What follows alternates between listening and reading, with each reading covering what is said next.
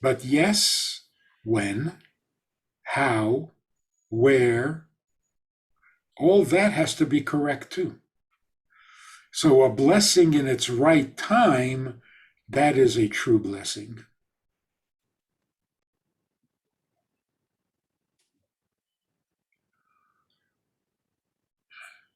There was a Jew in Russia. I'm sure you've heard the story. He was out someplace in Siberia, completely isolated, and he felt like he was dying. And he was deeply disturbed by the thought that he would die out there in the middle of nowhere, and nobody will know, and he will never be buried like a Jew. He'll never have a Jewish funeral. So in his heart of hearts, he pleaded with God that he shouldn't just die like an animal in a field, and that he should somehow be buried like a Jew. What actually happened was he survived. He actually made his way back to the previous Rebbe. When he walked into the Rebbe's room, the Rebbe said to him, "You never pray for a nicer death, you pray for life." Which means that the Rebbe heard his prayer and made sure that that prayer was not answered, because there's a better thing to pray for, and that is life. So sometimes we pray for the wrong thing.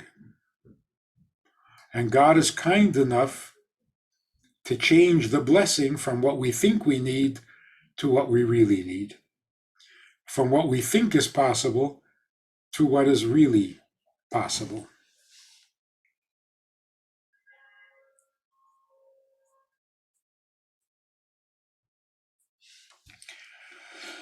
And there was a chassid who came to the Rebbe every year back in Russia.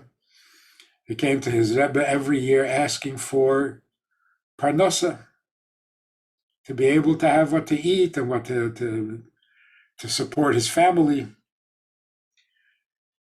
What he would do is deliver wood. He would gather wood in the forests, load up his horse with the wood, and deliver it to people for their fireplaces. Every year he came, he asked the Rebbe for a blessing. Nothing changed. And finally, one year, his horse died. Came to the Rebbe really desperate. That year, the Rebbe's blessing was effective, and he became quite wealthy. So he asked the Rebbe, what happened? All the years that he was asking, nothing, the blessing didn't work. All of a sudden,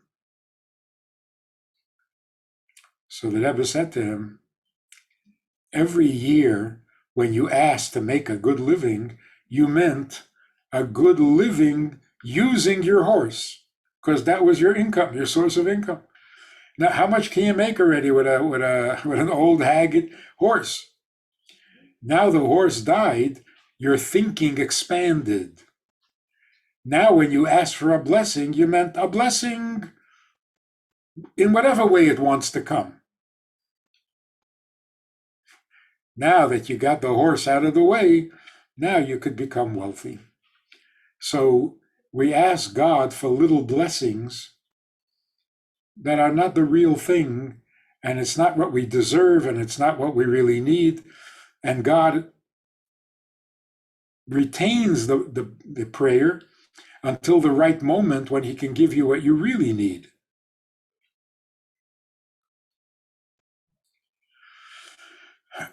So that's the first consideration. Is God saying no, or is God saying, hold on, a bigger blessing is coming? What about people who live their whole life and their prayer is never answered?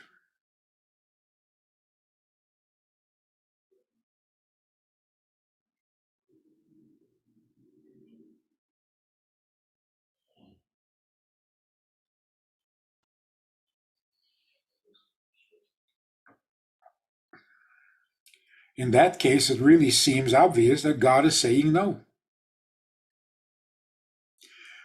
which is fine. He's not a machine where you push a button and you have to get some results. But then what happens to the prayer? Like the children who ask, when a person gets, God forbid, seriously sick, the teachers come to the classroom and they ask the children to say Tehillim for the person who is ill.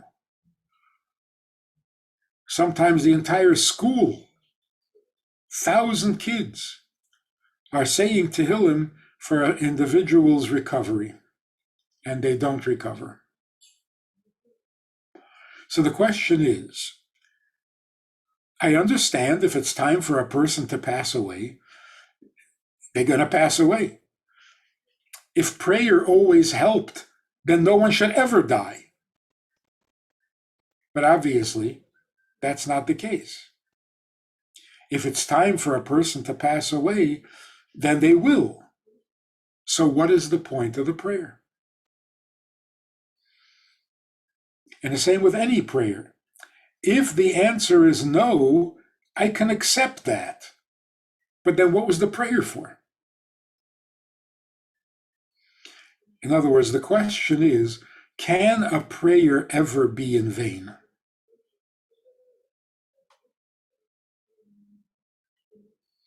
And if it can, then God doesn't always hear your prayer.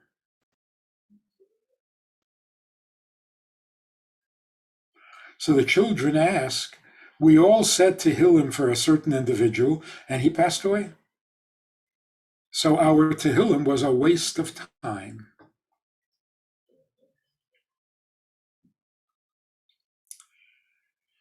Not at all.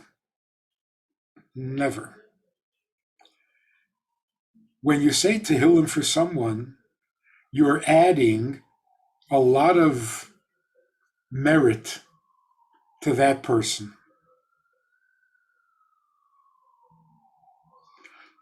When a soul arrives in heaven,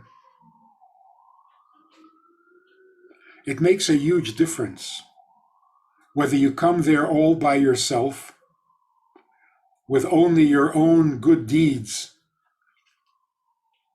on your account, in your merit, or you come there accompanied by a mountain of Tehillim that people said for you. The Tehillim goes with you. A person comes to heaven and there's a huge mountain of Tehillim said for him, especially by children who are innocent and their prayers are so sincere, makes a huge difference. So were they in vain? Never, not at all. So a person who is prayed for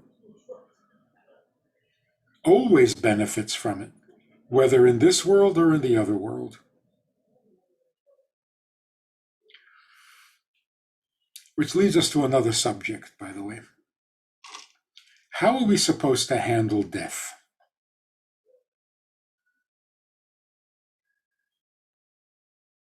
What's the proper attitude, the proper understanding?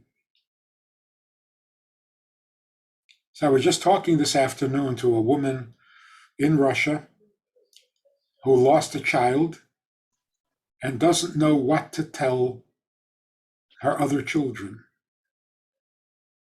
How does she console them? How does she explain it? Not the prayer part, just the loss.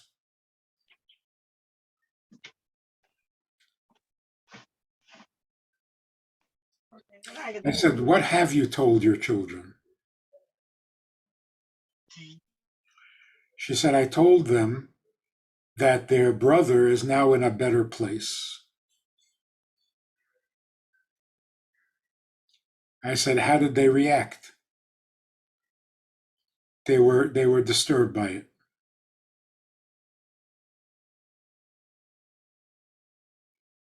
Is that a good answer? It's a common answer. You hear it all the time,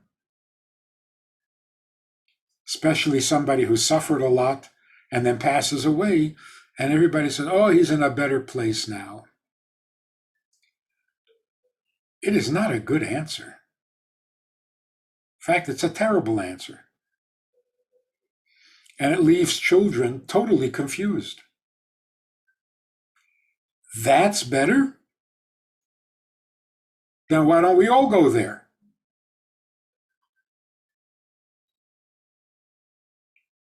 It's not a good answer. Besides, it's not true. It's not true. Heaven is not a better place. It's easier. It's more pleasurable. But that doesn't make it better. There is no better place. If going to heaven is a better place, then what's the tragedy of the loss of life? It doesn't explain anything. It's not true, and it upsets children. In fact, I have a suspicion that the origins of that concept is not even from Judaism. There are other religions that believe that being in heaven is better than being on earth. But Jews don't believe that.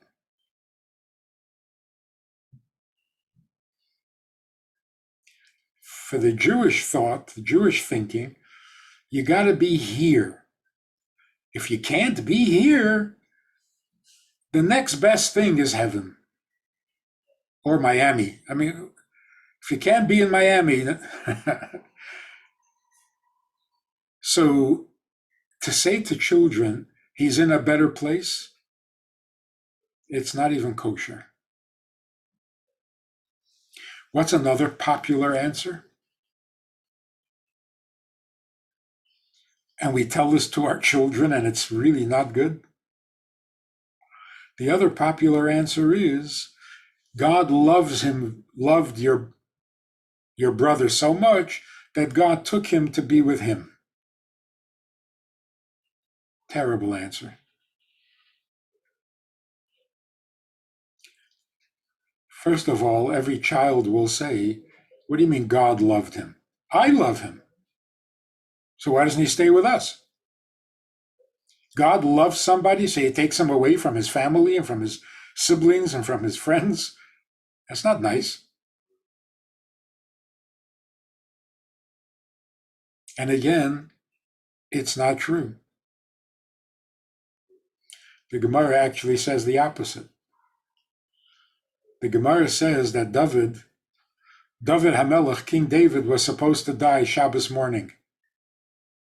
But because God loved him so much, he let him stay on earth some extra time, and he passed away late afternoon. So what does God do if he likes you really, really much? He lets you stay on earth longer. He doesn't take you to heaven. So those two answers, which most people assume is Jewish and correct and helpful, and not.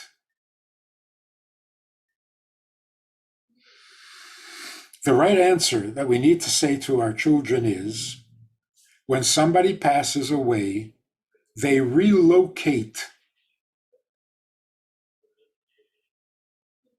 They are now distant, but nothing else has changed.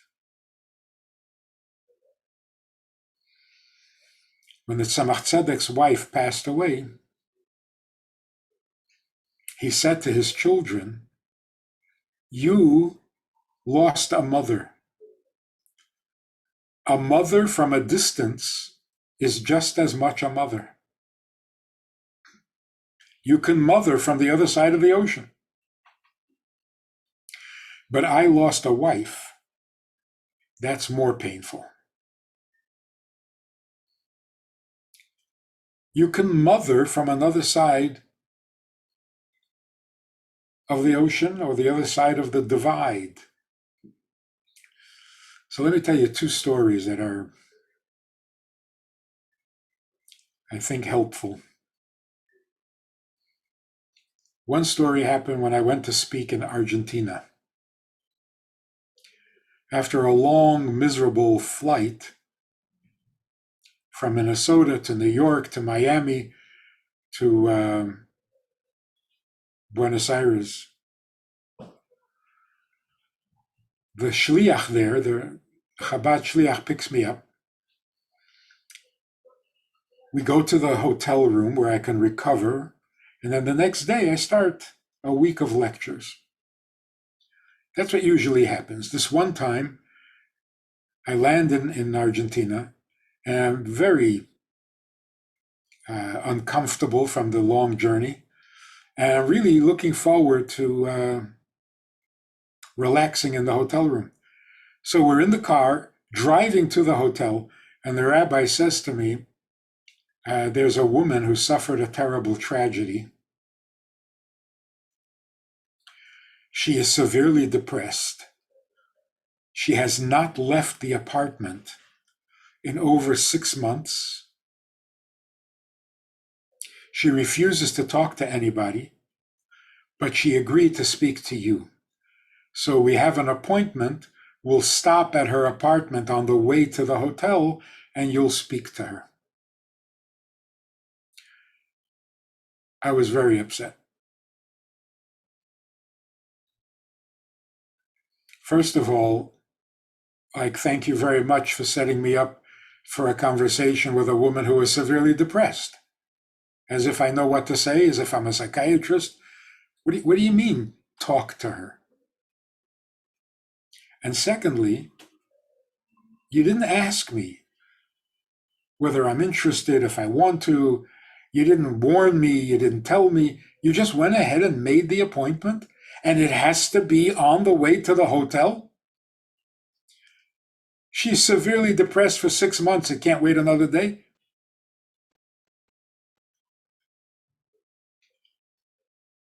But she was waiting for us, so we had to go. To make a long story short, it was the greatest experience I've ever had. We walked into the apartment and she was not among the living. Just sitting in an apartment for 6 months can take all the life out of you. She was really not among the living. She tells me what happened. Her 19-year-old son in a car accident, Erev Rosh Hashanah, and she can't move on. And then she tells me how wonderful he was. An incredible, unusual, respectful, thoughtful, a soul from a different era. When she finishes, I said to her, that is something really special. You had such a son for 19 years? And she was not impressed at all. So I said, it must be the shock, the suddenness, the unexpectedness. That is so hard to live with. But imagine if God had not surprised you. If God had come to you and said, there is this incredible soul that needs to come into the world for 19 years. And God asks you, will you be this soul's mother for 19 years? What would you have said? And I was sure that she would say, yes. She said, absolutely not. So I was caught by surprise, and without thinking, I said, well, then it's a good thing he didn't ask you. The floodgates opened up. She sobbed her grief out of her system. And 20 minutes later, she was a new person. She came back to life. It was visible. You could see the change. You could hear it in her voice and her. It was so amazing. It was. So we're back in the car, going to the hotel room. And I'm thinking, I was so angry. What was I angry about? They didn't ask me. And I realized, had he asked me, my answer would have been, absolutely not. And it would have been the wrong answer.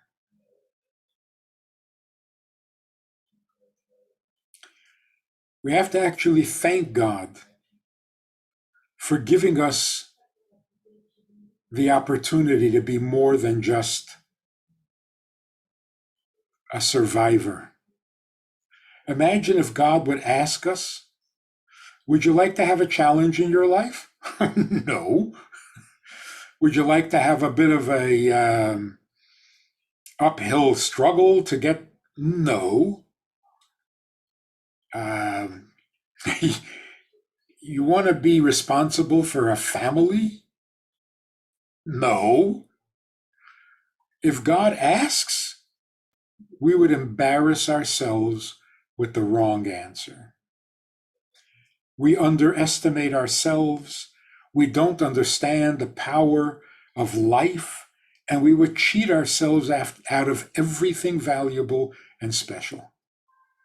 So we really have to thank God that he doesn't ask, because he has more confidence in us than we have in ourselves. Oh, I could never do that.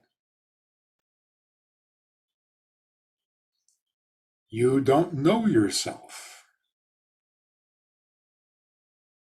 So I resolved in the car that day in Buenos Aires that when I'm asked to do something, I will never say no.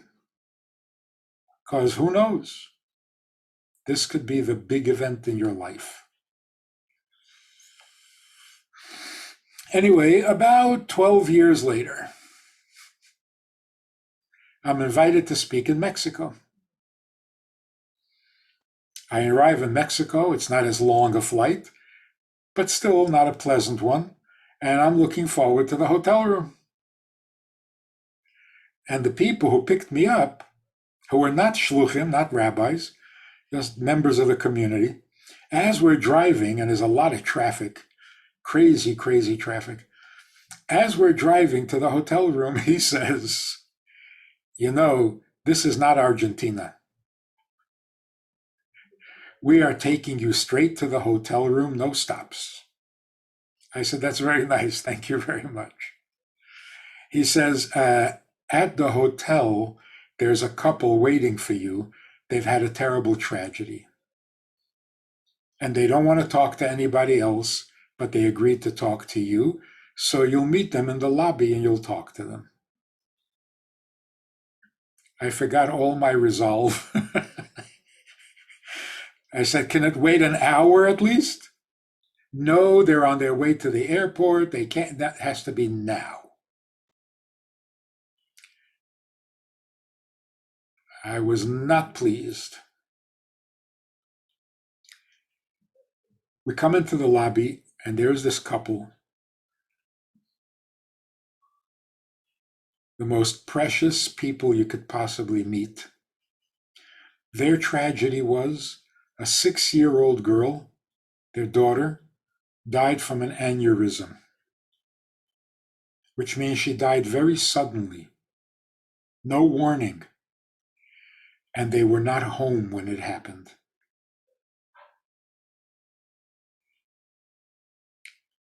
It was a horrible, horrible story. In fact, they showed me a picture of the little girl. I almost fainted. An angel.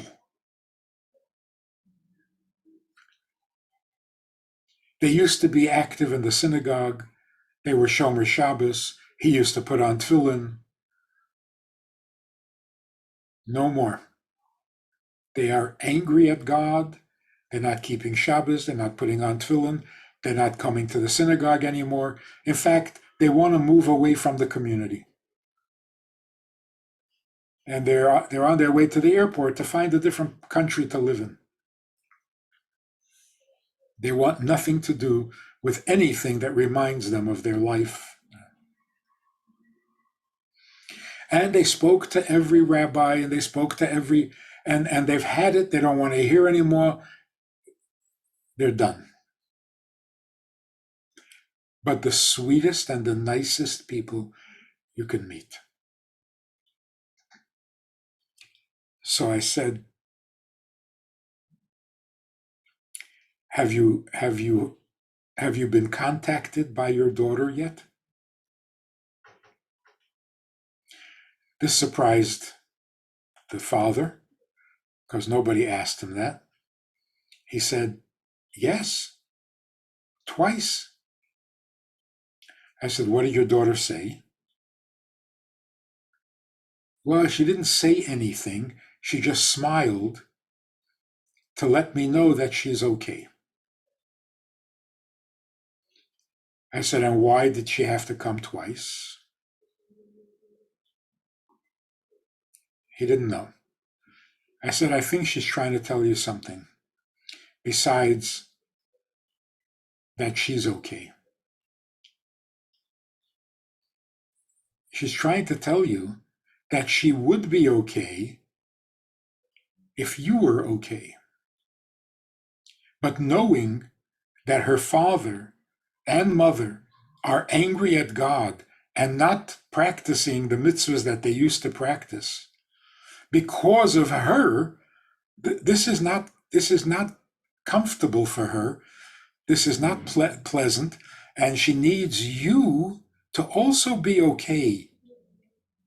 She's only 6 years old, and to see her parents in crisis is not okay for her. So you're sitting here telling me how angry you are at God, and you totally forgot you have a daughter. She needs her parents. Why did you stop being her parents?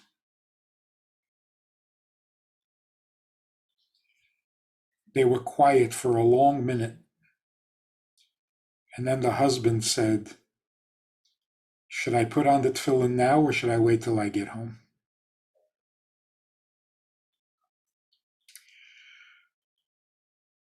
It happens quite often that after such a tragedy, the parents forget that the relationship has not changed, the needs have not changed, the feelings have not changed. A 6-year-old is still a 6-year-old, and your daughter is still a daughter. And what do you mean you've abandoned her? Because you're too busy grieving? You stop being a parent, you become a griever, a mourner.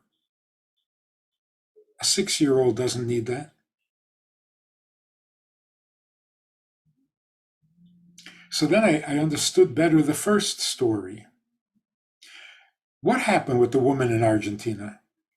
I said it's a good thing God didn't ask you.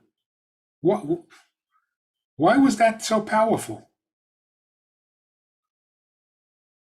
I think for the same reason.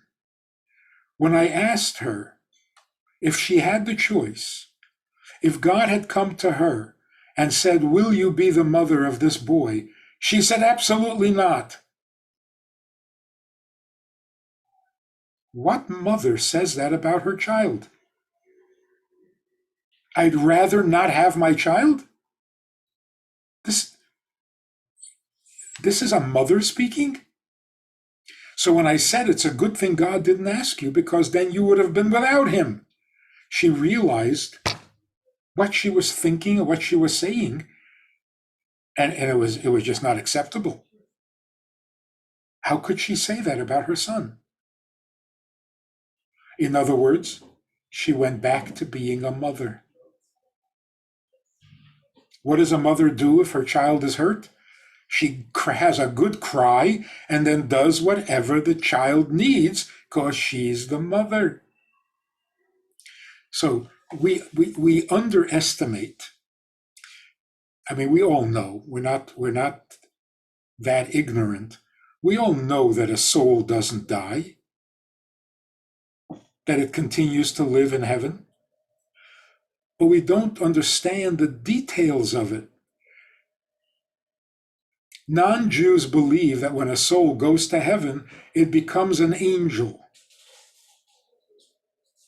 An angel is an impersonal, generic creature with wings and a halo, unrelated to anybody, unconcerned with anything, and is no longer the person that they were on earth. They've transformed into some angel. That's not true. First of all, a soul is greater than an angel. To become an angel would be a step down, not a step up. When we say that the soul continues to live in heaven, we're saying the same soul with the same personality, with the same relationships, with the same memories and experiences. It is still the person you knew, not some generic angel.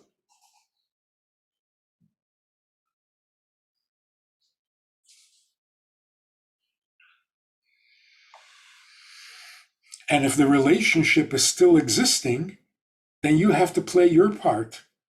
If she is still your daughter, then you're still the mother and the father.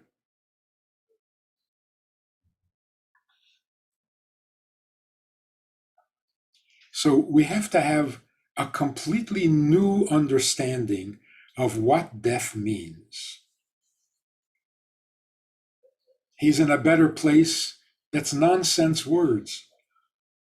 God wants him close to him. It's meaningless. You're not dealing with the reality. The reality is the person remains the same person, only far away. Nothing else changes except location. We were sitting by in a group, and somebody made a joke about their father who had passed away. And then he realizes what he did, and he says, "Oh, was it okay to make jokes about my father?" I said, "It depends on who your father was. If your father had a good sense of humor, yeah, you can make a joke. If your father had no sense of humor, watch it." The same as when he was alive. If he wouldn't take a joke when he was alive, he still can't take a joke. If he could take it when he was alive and enjoy a good joke, he can enjoy it now too. He's the same person. Only the foolishness is gone. Only the pettiness is gone. But all the personality qualities, they're the same person. And then this person who still needs to maintain the relationship they had with you is waiting to come back. Heaven is not forever. Life on earth is forever. Isn't that a shocking idea? Let me try this again. You ready? If you think that death is forever and life is very brief and fleeting, you've got it backwards. That can't possibly be. It can't. It is not possible that death is forever. It's not possible. There's no justification. And it's not possible that life is temporary. It makes no sense. Life is everything, and it's temporary. Death is nothing, and it's forever? Come on. That's morbid thinking. It's simply not true. Life is forever. Death is temporary. It serves a purpose, and once that purpose is achieved, it's discontinued. And every soul will come back to its body. There is no life lived in vain and then ended forever. No such thing. So we got to be careful with these popular expressions. You only live once. No. You don't come back this way again. Yes, you do. Life is a brief moment. No, it's not. We got to think like Jews. We've been too influenced by non-Jewish concepts that sound good on the surface, but they're totally meaningless.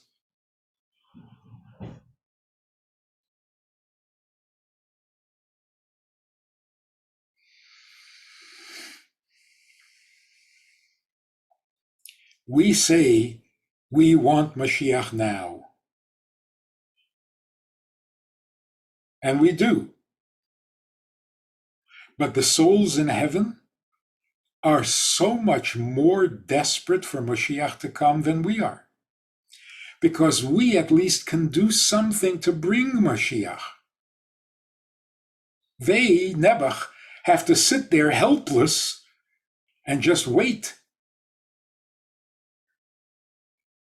But they are more desperate for the coming of Mashiach than we are. Because when Mashiach comes, they can come back into their bodies. And that's what a Jewish soul wants. Doesn't want to be in heaven. Wants to be on earth where you can do a mitzvah, where you can serve God, where you can be needed, where in heaven God serves you, which is very nice, but you're not needed. Rabbi, can we have some questions and answers? Absolutely. Well, thank you so much. So if anybody has any questions, and we could either do it on the chat box or unmute yourself. I don't think I- Either way, it's fine. They can unmute themselves. Yeah. I'm just going to ask just a quick question that someone asked me. Like, if there's something specific that we think we need, and it's something that's very, very practical, can we change our reality by asking for it, even if we're not desperate?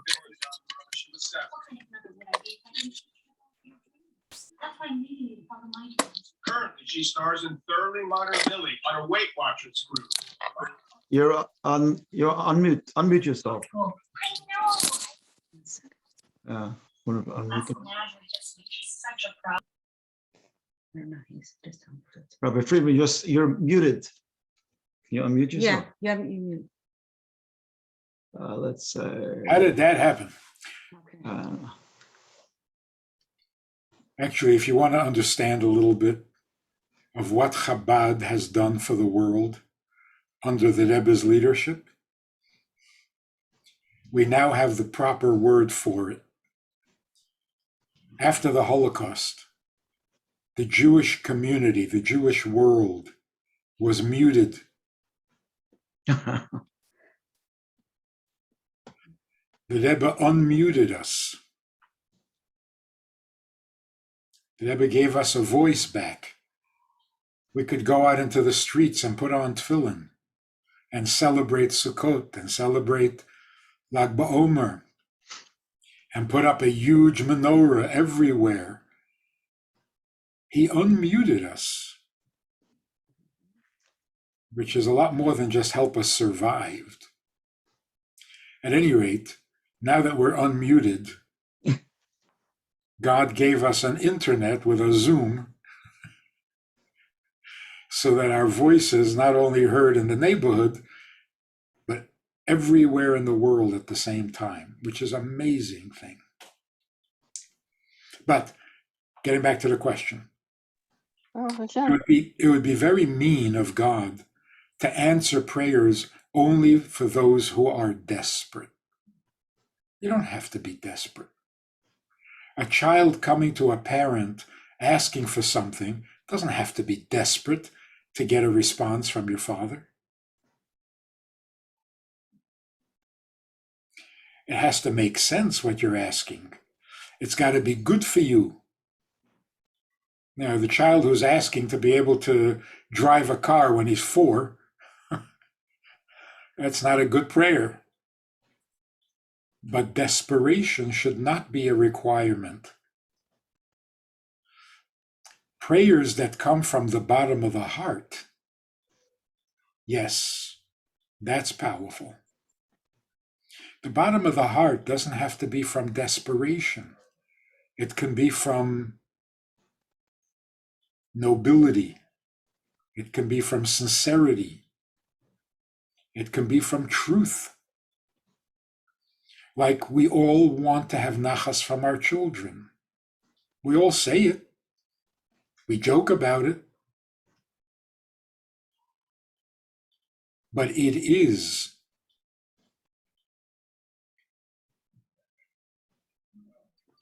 more than any other prayer. It is coming from the bottom of our hearts. You know, we can be flippant about it, but the truth is, there is nothing we need more. There's nothing we want more than to have nachas from our children. Because that can make up for every pain and for every problem and for every difficulty. A little nachas from a child and it's all good. Life is good. So it doesn't have to be from desperation. It just has to be sincere. Yeah, we have over here a lady that's saying she's praying for a 3-month-old child with brain cancer.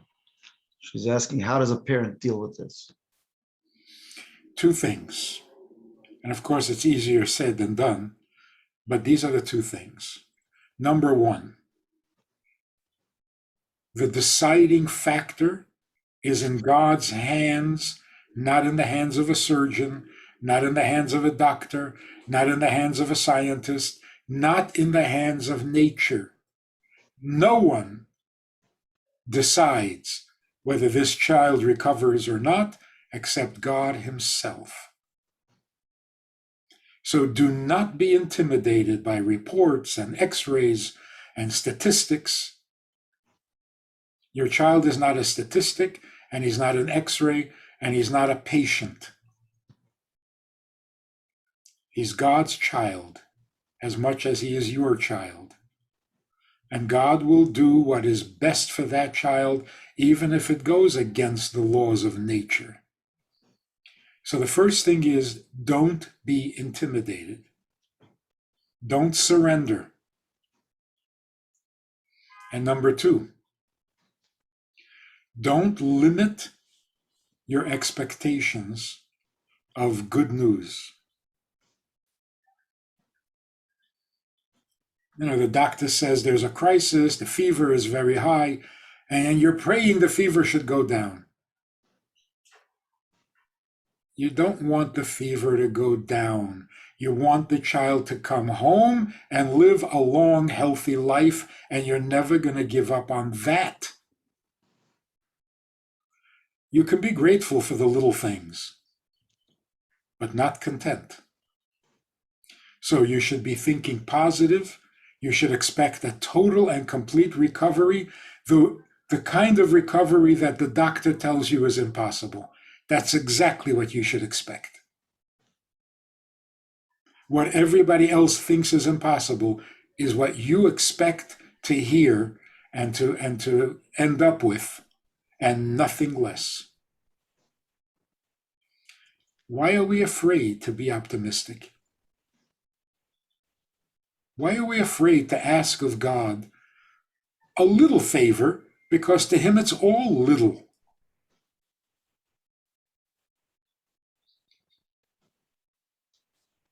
Bernstein. Another question. Sorry.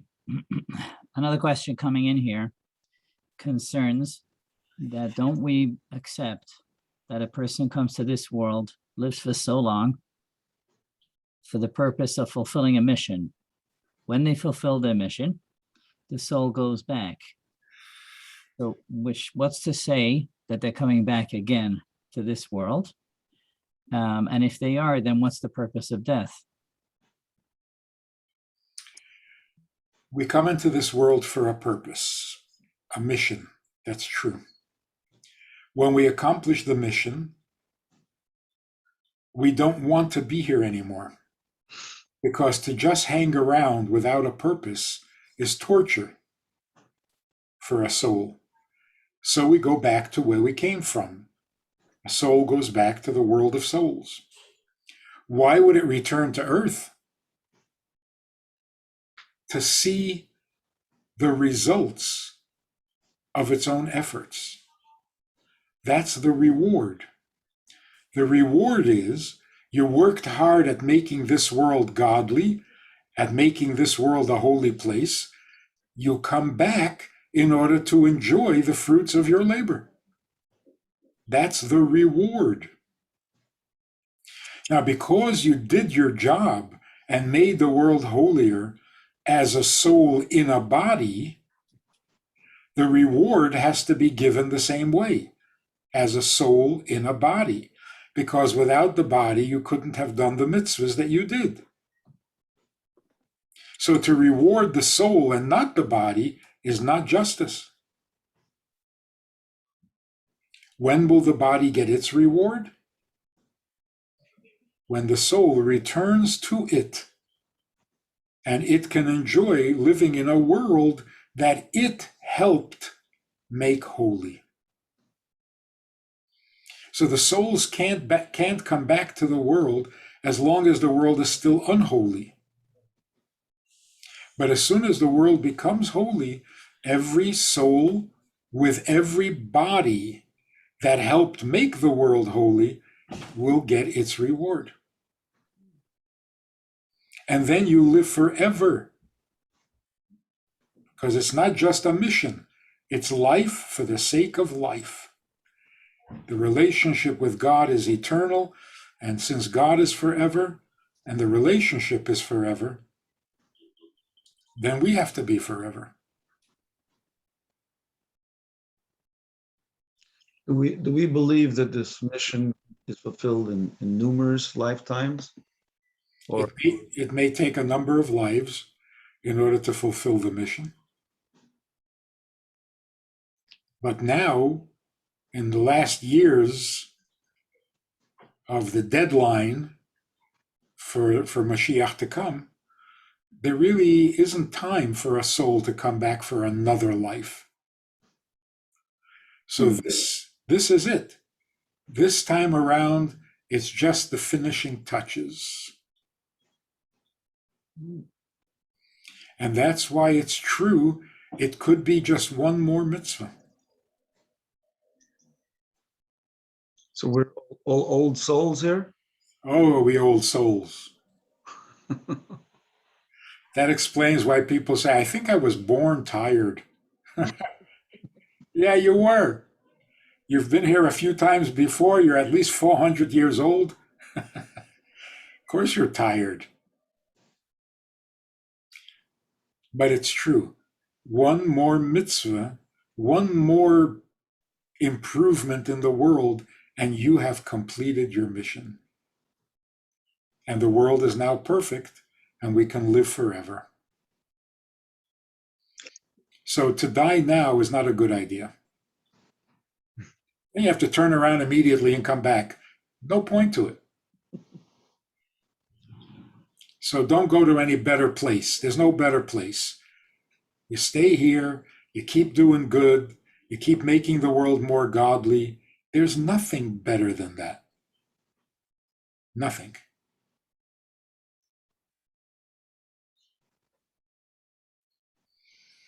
And we know that's true because when we see our children do something good, all doubts disappear. if you have any doubt as to what is the best and the greatest thing in the world, watch your child do something kind and selfless and proper.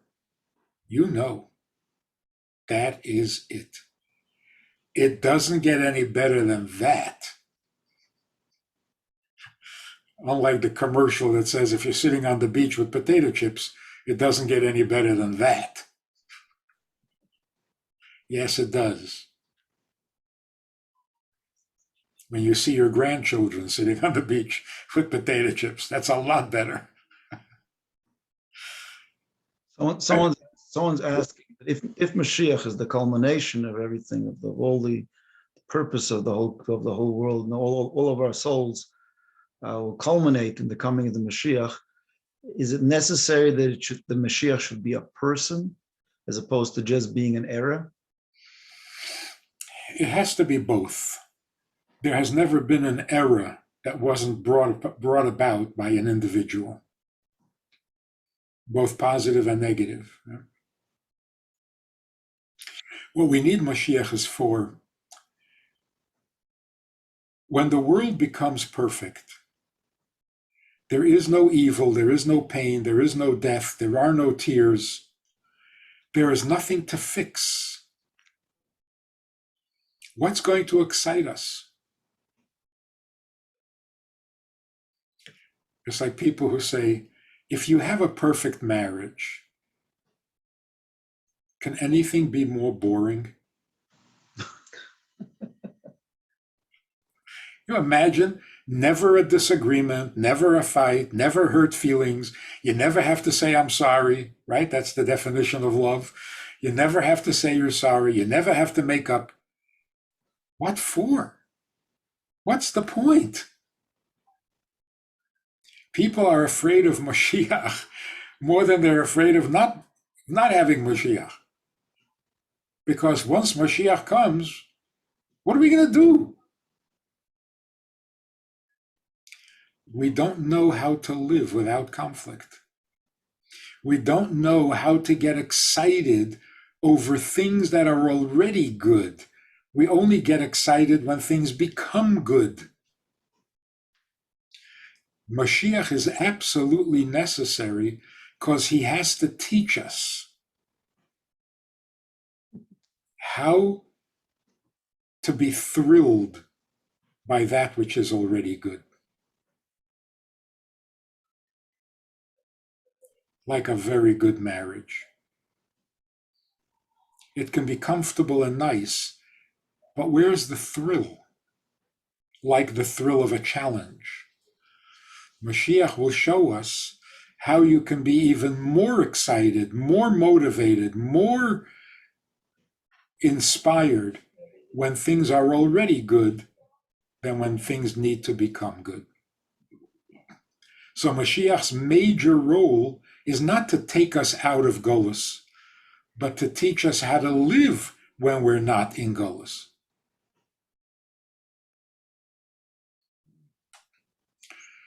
So I want to share with you a fascinating little thought, which I think is worth the whole hour. A little piece of wisdom, which goes as follows. If you raise your children, then you can spoil your grandchildren. But if you spoil your children, then you're going to have to raise your grandchildren. And now you're too old for that. How true. I remember you telling me that about Giddy. How true is that? If you raise your children, then you get to spoil your grandchildren, which makes it all worthwhile. But if you don't raise your children, then you're going to have to raise your grandchildren, and that's painful. So what makes it all worthwhile is to see your grandchildren who know right from wrong, despite the insanity around them, they know right from wrong. They are proud Jews. They are proud individuals. Girls are proud to be girls, and boys are proud to be boys. Look at the things we need to pray for these days. I hope my daughter enjoys being a daughter, because everybody around her is crazy. So if we can succeed in having children who know right from wrong, up from down, we've done a good job. Thank you very much, Rabbi Friedman. Rabbi, The rabbi has to go now on to another talk. So we thank him very, very much. And that last thought, we're gonna work on that now. We're going right now to spoil our grandchildren. So sounds good. I want to tell you a little nachas that I had. A couple of years ago, I was visiting one of my children, and I was driving a granddaughter who was 9 years old. I was driving her, I don't remember from where to where, but she was in the back seat of the car. And she says, I want to have a Slurpee. I said, okay, we'll stop in the store and we'll get you a Slurpee. She says, Mommy doesn't let. I said, I am your mother's father. I am the grandfather and I get to spoil my grandchildren. So we're going to stop in the store and we'll get you a Slurpee. I thought that was very wise, no? This 9-year-old girl in the back seat says, you know, just because you want something doesn't mean you have to have it.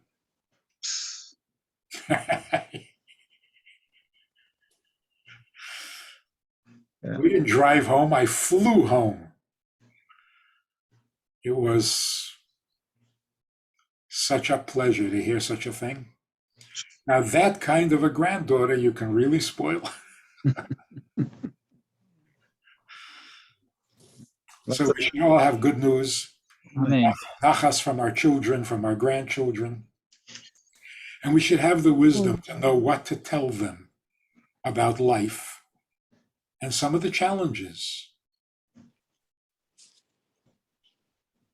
God knows better than us what we can accomplish. And he doesn't let us get away with less. So if you can accomplish more, you get to accomplish more. You don't think you can do it? God knows you can. Maybe with help from friends, from a teacher, from a mentor, from a coach, but you can do it. And God will not let you waste a talent or an ability.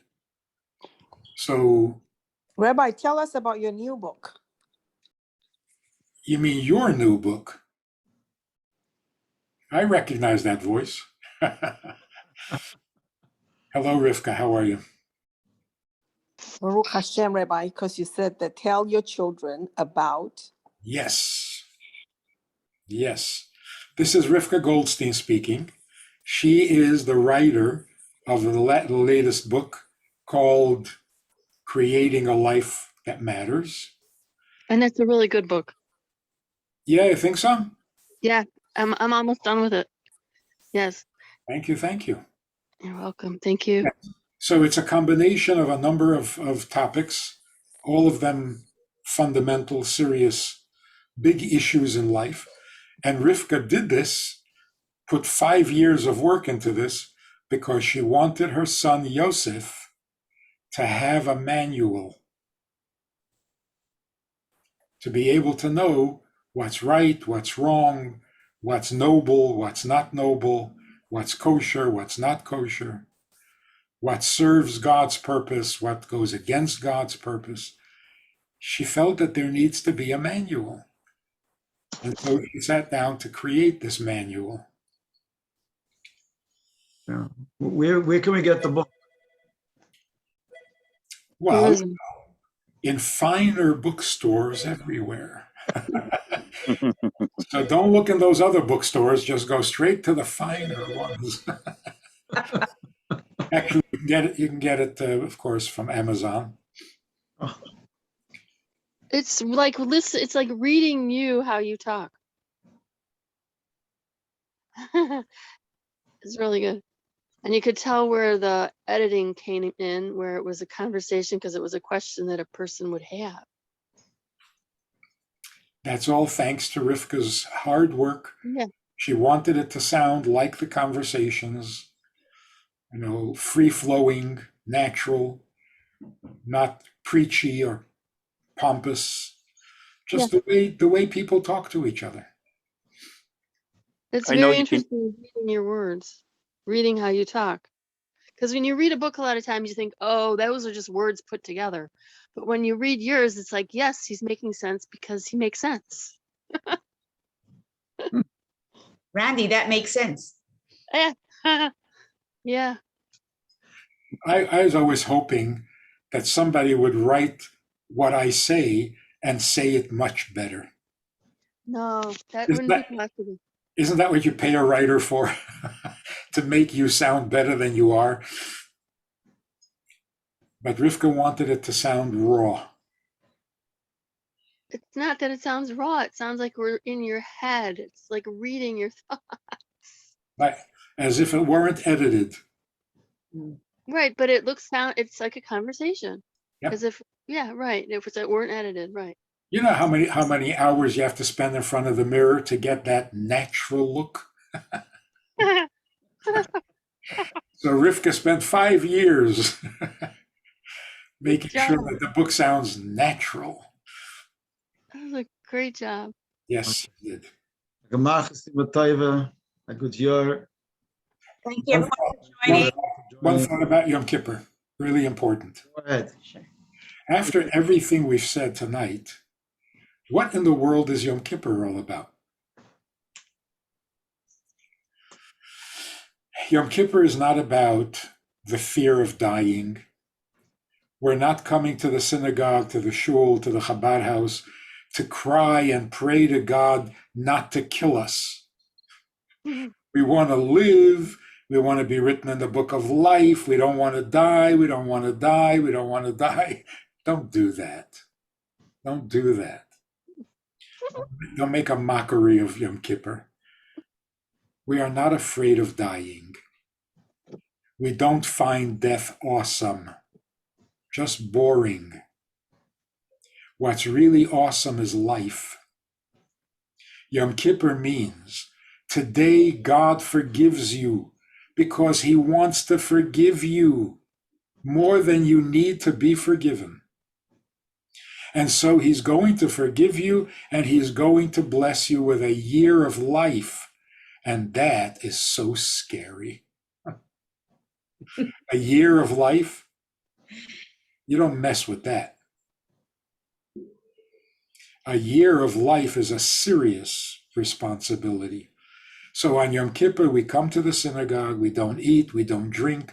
We spend the day there promising God that we will not ruin another year like we did last year. These are the days of awe because life is awesome, not because you could die. It's not about avoiding death. It's about knowing how to live. The book of life means the wisdom that you need to take advantage of a year of life. There's no book of death because there's no wisdom to it. But life, you need a lot of wisdom. So there's a whole book on how to live. In fact, it's 5 books. So it will be when Mashiach comes that death will be almost an illusion. It will look like an illusory state. It won't exist anymore. Well, right, but which we're seeing now even will be a different state. We'll understand the We'll death. understand the state, right. It used to be, we'll understand it differently. But there will be no more death. We don't worship death. We worship life. Life is awesome. Death is boring. So don't turn Yom Kippur into a day of survival. Of course, we're going to survive. We become paranoid. God is going to give us a good year. Our job is, the way the Rebbe would explain it, our job is to take this good year and make it a sweet year. Of course, it's going to be good. But sometimes a good year is not sweet because we wasted it. This year, we're not going to waste. We're going to squeeze all the sweetness we can out of it. So we should all be written in the book of life for a good, sweet year. Amen. Good is Amen. God's job, sweet is our job. So we dip the apple in the honey. An apple is good, but you got to dip it in the honey. Mm. Life is good, but you got to smear it with honey. Blessings to everybody this new year. Amen. Amen. Amen. Thank you very much. It's been a pleasure. Thank you. Thank you, Rabbi. Thank you, Rabbi. Thank you. Mark, Thank you. Tova. Thank you, Rabbi. Thank Thank you you, so Blessings, Rabbi. much. Rabbi. Thank you. Thank you so much. And thank you for all the organizers. Thank you so much. Thank you. Thank you. Beautiful. Next month, guys. Thank you. Amen. Thank you. Amen. Bernstein. Thank you.